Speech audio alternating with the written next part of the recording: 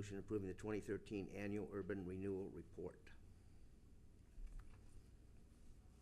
This is year 2 of the Urban Renewal TIF report that the state has passed down to us to complete.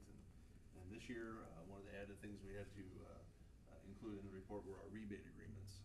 So as you look through there, you'll see all of our urban renewal projects from fiscal year 13, proposed ones for the next year, and all our rebates that we've committed to are listed in the report. So this is so like I said, something new that came out last year from the state to help get a better handle on urban renewal and TIF expenditures and how it's being used.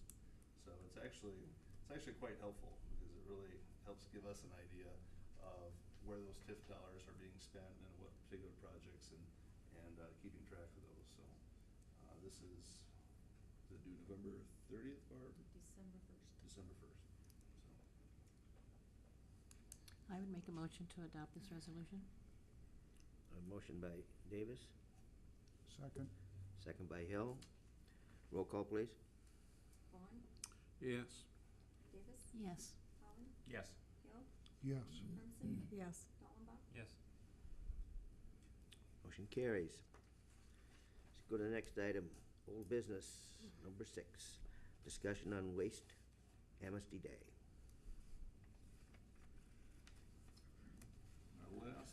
If you want to flip back to the 1028 folder, I put this our committee minutes and review in that last folder there. Kind of shows you what we discussed. Denny and Jean and I met with Jim Mendez here a few weeks ago and discussed different possibilities. And basically what we and Jim, I don't know if Jim wants to speak on any of these, but we basically looked at 3 different options that we threw out there, and we kind of settled on option B being probably the most preferred. Option A was to move forward, as we talked about before, having Waste Management do curbside pickup for all residential garbage and items throughout town, allowing a third party to come around and pick up the white goods, electronic goods, and dispose of for no additional cost. But that $27,679 price tag was pretty tough to swallow.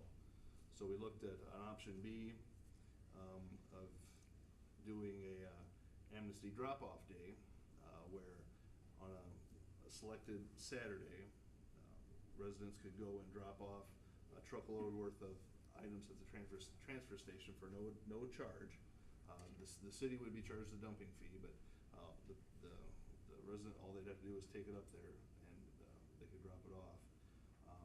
Anybody that would want curbside pickup, we would do that in the week in advance of the Amnesty Saturday, and that would be a scheduled pickup. And we talked about a $25 fee to get a tag or a sticker to put out to be able to get curbside pickup done, and that would be done by Waste Management. That also included having a third party go around and pick up the white goods, electronic goods, including some batteries, and so there'd be no additional cost there. And then we talked about the idea of working with either Sign Charlie's and or Bobin's for maybe some tire drop off, hazardous materials, paint and different things.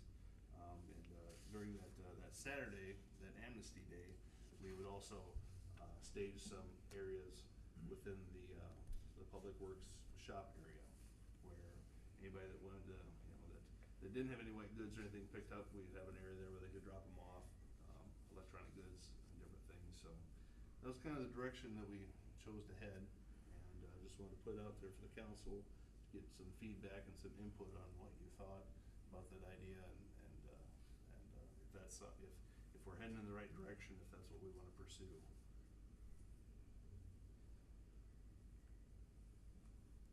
When were we actually going to do this? Not until spring?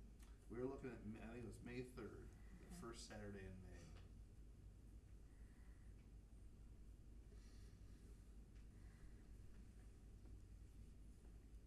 And that would give us enough time to to get this coordinated, how this would come together. Well, Be able to set up This one probably wouldn't the matter sticker with program, this be able to sell for curbside.